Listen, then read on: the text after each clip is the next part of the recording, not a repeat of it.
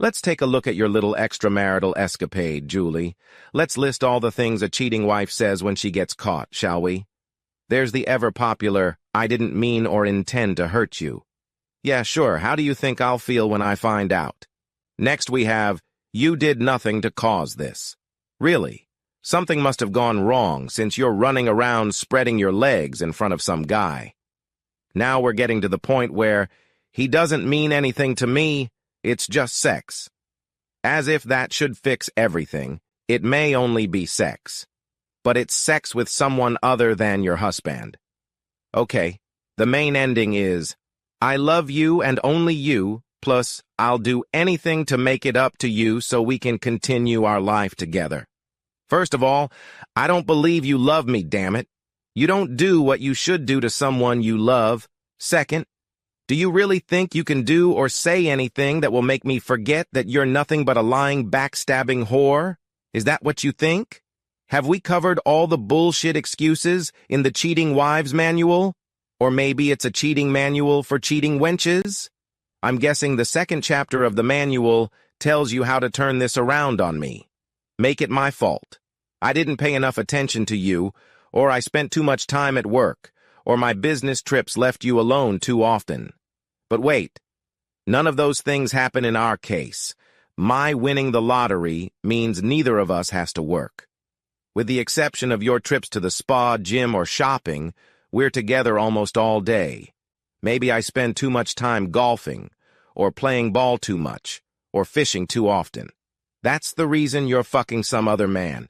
No way, because I don't do any of that shit. All I do is take you on expensive vacations and treat you like a queen. That's it for this chapter. Is there anything I missed? I haven't had a chance to study the manual. I just looked through it, so I may have missed something. Is there anything you'd like to add? No. Well, let me make my point. There is no excuse for you becoming an adulteress. Other than being raped or drugged, there is no excuse for what you did. Were you raped or drugged? I'll take your silence as a no. You majored in journalism, so let's look at 5 aspects for our little news story. You remember, of course, who, when, where, what, and why. Let's consider them in turn. Who? I don't care and I don't want to know. If I knew, I'd be in jail for assault or possibly murder. When and where can we put together? When was last night and where was in the motel room, at least this time? I don't know other times or other places, though I'm sure there were several. What? I think we both know what exactly was in your little novel, don't we? And finally, why? Perhaps the excuses in this guide explain it all. The great thing about why is that I don't care. I don't care why you had sex with an asshole or it was assholes. It's enough that you did. How did I find out about it? It wasn't rocket science. Example. There were weekly 4-hour trips to the spa. When you got home, the only difference was that it looked like you had just showred. Your hair wasn't styled, your nails were the same as they were when you left, and you were overly tense, hardly post-massage. Your workout clothes weren't sweaty or even badly wrinkled after 2 hours at the gym twice a week. Then there were the birth control pills. I accidentally found your stash in the back of your closet. What are birth control pills for? I had a vasectomy before we were married because you didn't want to have kids and you didn't like using rubber bands. The only logical conclusion was that you had a lover or lovers on the side. Everything else was just a matter of following you and observing your actions.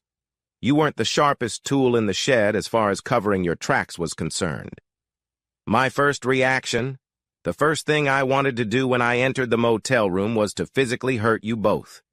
I wanted to beat the hell out of that asshole's head and slap you. But I stopped myself, thank God. If I'd started with him, I'm not sure I would have been able to stop. It'd be too much if I had to go to jail for that asshole.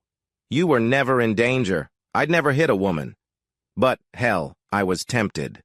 Kicking his ass and slapping you would have hurt you both, at least physically. But it wouldn't have hurt you the way it's hurting me right now. So here's the deal. Pack up your stuff and leave. Get out before I forget that I don't hit women. Don't call me, don't leave messages. Don't text me or try to see me. Lose my phone number, forget where I live, and forget you ever knew me. There will be no talking, no marriage counselors trying to justify why you acted like a cheater and help me get over it.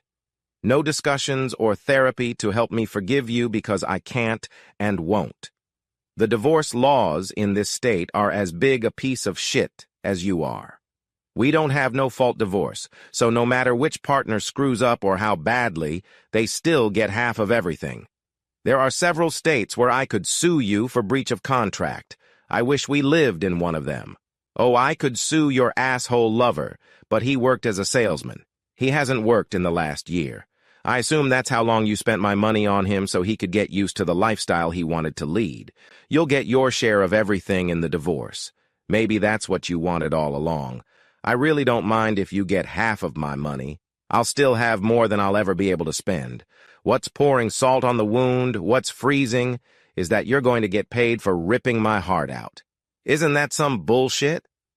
I wish there was some way to hurt you as badly as you hurt me. I wish I had some magic wand or phrase I could use to make you feel like the pile of shit you are. All I can think of is this. If you really love me like you say you do, your punishment is that you can't be with me. You can spend my money, but you'll grow old without me.